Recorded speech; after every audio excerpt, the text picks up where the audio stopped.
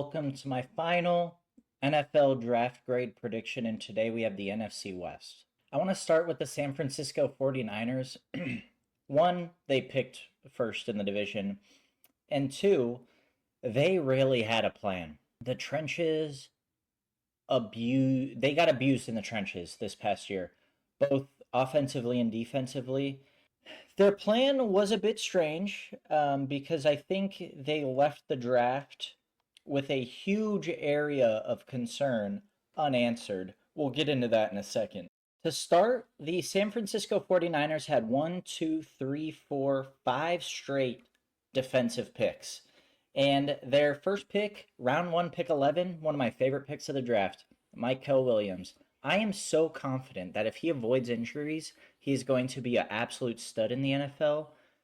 This is just one. He was a top 5 prospect for me. Him, with the long arms, the athleticism, the violence, next to or on the opposite side of Nick Bosa, who brings more of that strength, power rush dynamic with that quick twitch ability, going to be a handful for offensive lines.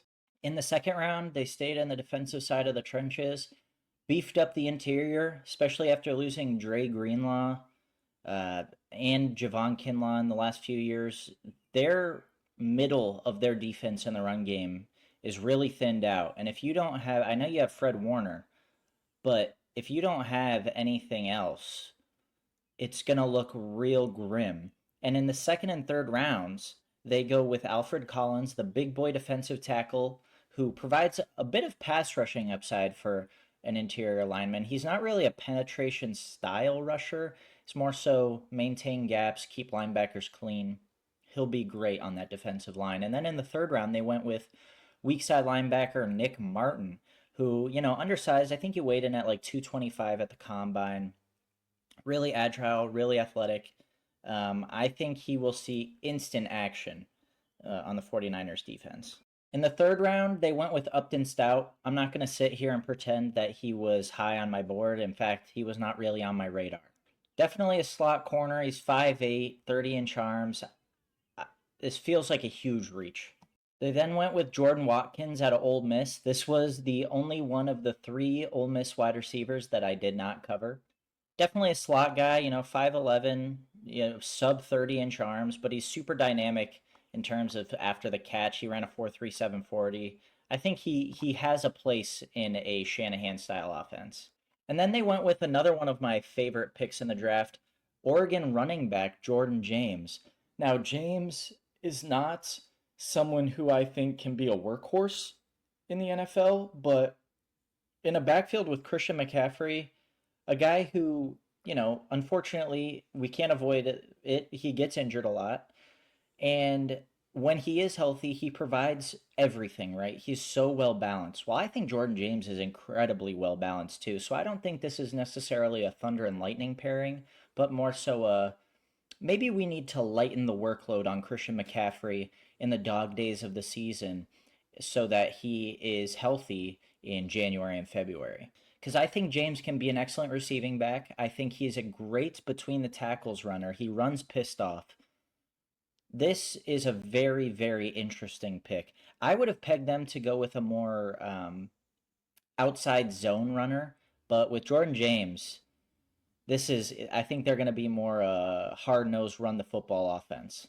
And then with the last 4 picks, they went Marcus Seigel out of Kansas State. I hope I'm saying that right.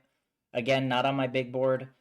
Curtis Rourke out of Indiana. I thought that was an interesting pick. I think that Curtis Rourke has his limitations, but he also raises the floor for a team that is in a bit of a quarterback limbo because we don't really know what's happening with Brock Purdy. And if he were to go down, they don't really have anyone else in the building that strikes any confidence. Now, I'm not saying Curtis Rourke is going to strike any confidence, but he provides, I think, a bit of a higher upside. And then they went with Connor Colby, who was a guy that was on my radar. And I think Colby is a great player. I think he can end up starting at guard. And I don't think that he got a fair shot because of injuries. Scratch that, not injuries. Just the combine was poor athletic testing. And I think that really kind of not tanked him, but just didn't help him. And I mean, he was first team All Big Ten for last year. He was a freshman All-American 2021, third team All Big Ten 2023. He's played right tackle, left guard, right guard. So, and the last 2 years, all at right guard. So he has versatility. I think Colby is going to be a starter for the San Francisco 49ers. Then we have the Arizona Cardinals, another interesting draft. They went with round one, pick 16. They went Walter Nolan, the defensive tackle out of Ole Miss.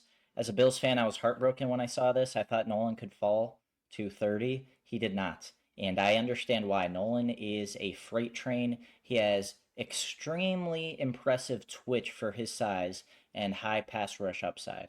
They then got what seems on the surface level as a steal of the draft in Michigan cornerback Will Johnson. Now, at the beginning of April, if you told any one team that they were going to walk out of the first 2 rounds with Will Johnson and Walter Nolan, I think they would say, we don't even need to draft the rest of the draft. We have won. And I'm hoping the Cardinals feel that way. I am just so concerned that Will Johnson fell that far. His physicals must have been horrible, and they are just banking on maybe they can find some health luck with him. But I am very concerned about Will Johnson's physicals. We haven't really heard much definitive. We'll just need to wait and see. I don't know if he's going to be ready for training camp or week one. I have no clue what his timeline is. I am concerned though. On the surface, in terms of just on the field stuff, Walter Nolan and Will Johnson as your first 2 picks, you quite literally cannot do better than that. In the 3rd round, they went with Oregon edge Jordan Burch. He provides a set of, or a presence of, heavy physical violence on the edge, but he also has a little bit of that athleticism where he can bend, get low, and win around the edge. I also think that his length and overall physicality makes him a plus run defender on the edge. In rounds 4 and 5, they went with a pair of Ohio State defenders in Cody Simon and Denzel Burke. I'm not super high on either. I think these are more of depth pieces. Obviously, as you get into rounds 5 beyond, it's more so depth, and the odds of a guy making the roster get slimmer and slimmer. And they finished out the draft with Texas guard Hayden Connor and Nevada safety Keaton Crawford. Next team to pick out of the NFC West were the Seattle Seahawks. I really thought this was where Jahad Campbell was going. I don't think 18 was a crazy place for him to go. I think he's that talented. They ended up going with Gray Zabel, and honestly, I can't say I'm surprised either. They needed offensive line help, excuse me. If you watched an ounce of Seahawks football, you would know that they needed offensive line help. What's great about Zabel, first of all, he brings that big country energy. Couple things, they crushed Natty Lights, or was it Bush Lights, at his draft party.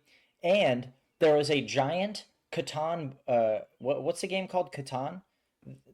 Board in progress on the table next to the couch. This guy is going to succeed, I promise. In the 2nd round, pick 3, they went with the greatest combine safety ever in Nick Emanwari.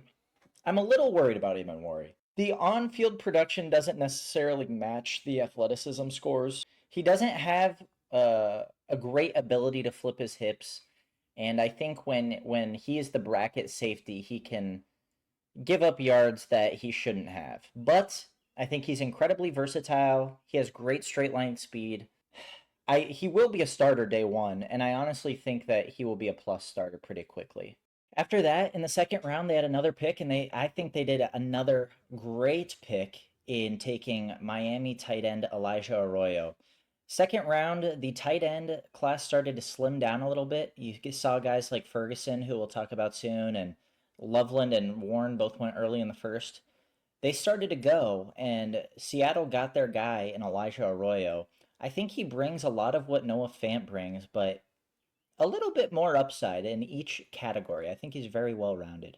And then, with a very surprising pick, the Seattle Seahawks took Alabama quarterback Jalen Milroe in the 3rd round.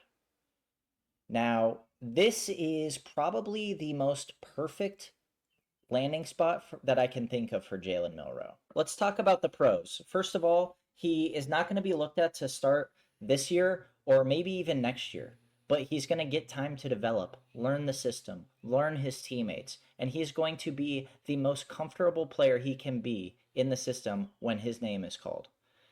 What are the negatives? The starting quarterback and the quarterback that they're going to build a scheme around him cannot be a more different player.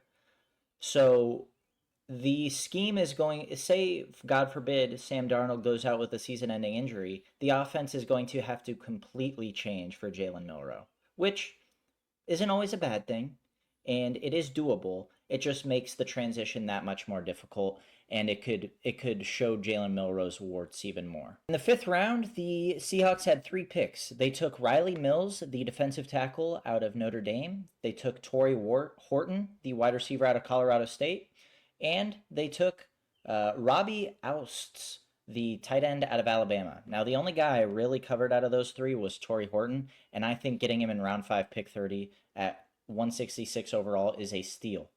Now, he fell because of injuries, but he was back to test at the combine. I think he's going to be a dynamic receiver, and I was really expecting them to take a receiver early, and they didn't, but getting Horton in round 5 is awesome. They were also able to scoop up Bryce Cabledew out of Kansas, the guard. Didn't cover him, not going to pretend I did. And then in round 7, I think they made 2 great selections. One being Damian Martinez, the running back out of Miami. I think he provides a lot of what both Kenneth Walker and Zach Charbonnet provide in terms of a dense running back. They definitely have a type. And I don't think there's a lot of different skill sets in that backfield, but I think it definitely makes for a higher floor. And we could honestly see Martinez become the starter if he takes his opportunity. And then with their last pick, round 7, pick 22, they took UNLV wide receiver Ricky White. I think this guy is an absolute explosion waiting to happen. I think he's a really solid player. He's going to make the roster, I think. I think you'll see him on the field sooner rather than later. The last team on the docket that we are going to cover this year is the Los Angeles Rams. The Rams didn't have a pick till the second round, and they used it on Oregon tight end Terrence Ferguson. Now, even as an Oregon fan, this is higher than I thought Terrence Ferguson was going to go. I think Terrence Ferguson is being underrated quite a bit because he does so many things well in terms of he's a jack of all trades, but not a master of any, in my opinion. And I think that's what got him a little bit is, you have Tyler Warren who has those really strong hands and he's just known as doing a little bit of everything, but he's a strong pass catcher. And then you have Colson Loveland who's more so that speedy receiver with really nice route running ability at the tight end position. You've got Harold Fannin with the straight line speed.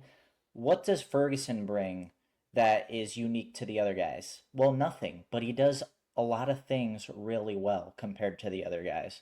And that's why I went so early. And I think he's probably going to be tight end 1 in Los Angeles in his rookie season. In the third round, I think they got great value in Josiah Stewart out of Michigan. I think next to Verse and Fisk, this is going to be a really fun pass rush to watch. I wouldn't be surprised to see him get 7+ sacks as a rookie. They then went with a guy who I did not make a scouting report on, but I think is underrated in Auburn running back Jarquez Hunter. I had him going in 2024, and I had a report on him then, but I didn't have a 2025 version, so I didn't publish the old one. But I do think he is a very interesting runner. I think he brings a really nice skill set to complement Kyren Williams. Kyren Williams can be that receiving threat who can get to the numbers outside the numbers, while Jarquez Hunter can absorb a lot of contact, run between the tackles, run guys over. And then you have Blake Corum. So this is a really interesting backfield, and they all kind of have the same play style, but I think they all have a place within the offense. They then went with Ty Hamilton, the run-stuffing defensive tackle out of Ohio State. He was around my top 150 player, so getting him at 148 is good. And then Chris Paul Jr., the linebacker out of Ole Miss, I think he's a dynamic linebacker in coverage, and I would be on the lookout for him to get serious amount of snaps relative to his draft position as a rookie. There you have it, my NFC West 2025 draft grades, except now that I'm thinking about it, I didn't give the grades, so let's get into that. I am giving the San Francisco 49ers an A-. I am giving the Arizona Cardinals an A-. I'm giving the Seattle Seahawks a B, and I am giving the Los Angeles Rams a C+. It feels a little bit unfair to give the Los Angeles Rams a C+, but because they didn't have a first-round pick, but That comes with the territory, I guess. They did solid with what they had. I probably would have went elsewhere with the Jarquez Hunter pick just because they have two running backs of similar stature that do similar things.